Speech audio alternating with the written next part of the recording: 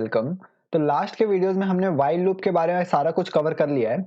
आज से इस वीडियो में हम बात करेंगे फॉर लूप के बारे में। तो फॉर लूप और व्हाइल लूप काम सेम ही करती है, पर उन दोनों को करने का तरीका दोनों का अलग अलग होता है।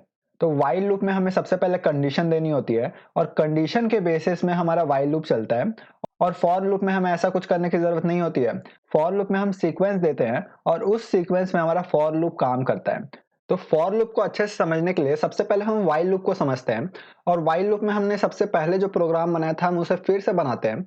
तो हमने सबसे पहले प्रोग्राम बनाया था प्रिंट 10 नेचुरल नंबर। तो उसके लिए हम प्रोग्राम बनाते हैं। सबसे पहले हम व्हाइल लूप चलाने के लिए आई वेरिएबल बनाते थे और आई को हम असाइन करते हैं 1 से। और फिर हम यहाँ पे व्हाइल लिखेंगे i is less than equal to 10। तो यहाँ पे ये कंडीशन होता था और हम यहाँ पे प्रिंट करवाते थे i और हम फिर i को इंक्रीमेंट कर देते थे i इज इक्वल टू 1। और अब मैं इसे सेव करके रन करूं तो यहाँ पे आ चुका है 1 2 3 4 5 6 7 8 9 10। तो हम ये काम करते थे व्हाइल लूप में। पर हम फॉर लूप में अगर यही काम करना होता है तो हम क्या कर सकते हैं, पर हम फॉर लूप में ऐसा कोई काम नहीं करते हैं। हम फॉर लूप में ऐसा कोई कंडीशन भी नहीं देते हैं। हम फॉर लूप में क्या करते हैं, पाइथन का फॉर लूप बहुत ज्यादा इजी और क्लीन सिंटेक्स में आता है। तो अगर हमें फॉर लूप लगाना है तो सबसे पहले हमें लिखना पड़ेगा फॉर। और फॉर के बाद हम यहाँ पे एक वेरिएबल बनाएंगे और मैं ये क्या कर रहा हूँ मैं आपको आगे चल के बताऊंगा। तो मैं यहाँ पे लिखूंगा फॉर आई इन रेंज। हम यहाँ पे रेंज फंक्शन भी यूज करते हैं। और मान के चलिए हमें 10 नेचुरल नंबर प्रिंट करना है तो हम यहाँ पे लिखेंगे 10 और उसके बाद हम यहाँ पे कोलन लगाएंगे। और कोलन के बाद हम फिर से देखेंगे यहाँ पे इंडेंटेशन आ चुकी है। इंडेंटेशन मतलब यहाँ पे जो भी चीज लिखेंगे वो फॉर लूप वाले ब्लॉक के अंदर आएगा। और यहाँ पे मैं प्रिंट करवाता हूँ आई को। तो मैं आपको बताऊंगा ये सब काम क्या कर रहा हूँ मैं। और मैं अगर इसे रन करूं तो ये देखिए हमारे पास यहाँ पे भी 0 से लेकर 9 तक प्रिंट हो चुका है। तो अब हम जानते हैं कि ये वाला कोड काम कैसे किया। तो सबसे पहले हमारा पाइथन का इंटरप्रेटर देखा फॉर। तो फॉर आई, आई मतलब क्या हुआ, आई का रेंज है 0 से लेके 9। यहाँ पे हमने 10 लिखा है। 10 का मतलब होता है 0 से लेके 9। तो यहाँ पे i का वैल्यू जो होता है वो रेंज फंक्शन डिसाइड करता है। तो इस कोड में i का रेंज है 0 से लेके 9। तो सबसे पहले i 0 के लिए काम करेगा और यहाँ पे 0 प्रिंट हो जाएगा।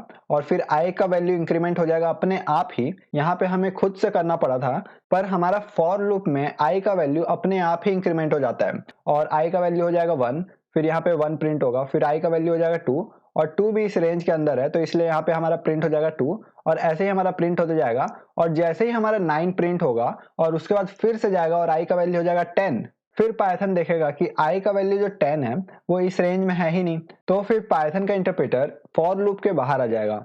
अब हम बात करते हैं रेंज फंक्शन के बारे में। तो रेंज फंक्शन क्या करता है, अगर हम रेंज के अंदर कोई भी रेंज दिए जैसे 10 दिए तो यहाँ 0 से लेके 9 तक का रेंज आ जाएगा। अगर हमें 15 तक का रेंज लेना है तो हम यहाँ लिखेंगे 15। और अब मैं सेव करके रन करूं तो यहाँ पे आ गया 0 से लेके 14। तो रेंज फंक्शन हमेशा 0 से लेके n-1 तक का रेंज लेता है।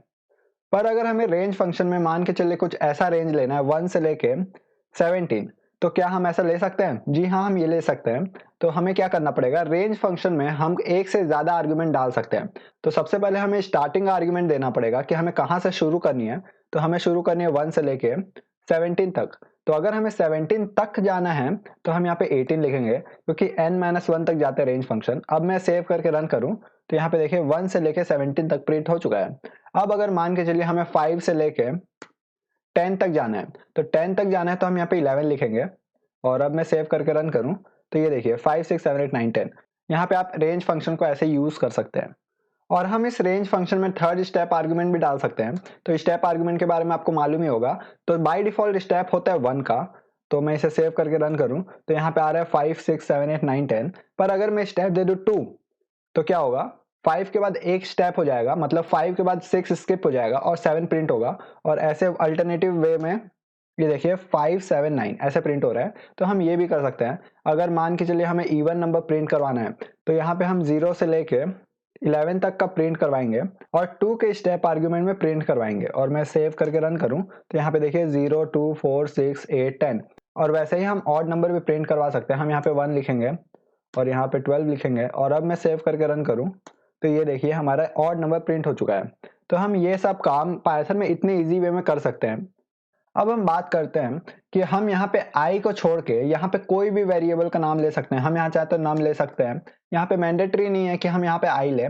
हम यहाँ पे भी नम करना पड़ेगा और अब मैं सेव करके रन करूँ तो भी नो प्रॉब्लम, हमारे पास आउटपुट सेम टू सेम आएगा। और अभी तो हमने यहाँ पे सिर्फ और सिर्फ प्रिंट करवाया है नम, लेकिन आप चाहें तो आप यहाँ पे अलग से चंक बना सकते हैं कोड का, जितना लंबा लाइन का कोड लिखना चाहें आप लिख सकते हैं, यहाँ पे कोई प्रॉब्लम नहीं आएगी आपको। तो यही डिफरेंस है फॉर लूप और वाइल लूप में। आपने सेम प्रोग्राम फॉर लूप से यहाँ पे बनाया है और यही प्रोग्राम आपने वाइल लूप से भी बनाया है, तो आपको डिफरेंस पता चल रहा होगा। और वाइल लूप में आपको मिस्टेक करने का चांसेस ज्यादा होते हैं और फॉर लूप में ऐसा कोई भी चांसेस नहीं होते हैं। तो वाइल लूप में आप कई बार इंक्रीमेंट करना भूल जाते हैं, तो क्या होता है आपका इनफाइनाइट लूप चल जाता है और वैसा कोई भी गलती आपका फॉर लूप में नहीं होगा। तो मैं पर्सनली फॉर लूप को ज्यादा प्रीफर करता हूँ यूज करना। तो आई होप आपको फॉर लूप समझ में आ चुका होगा। अब आगे के वीडियो में हम और फॉर लूप के डीप में जाएंगे और हम कई सारे एक्सरसाइज भी करेंगे। Thank you for watching this video and please like my video and subscribe to my channel for more quality content.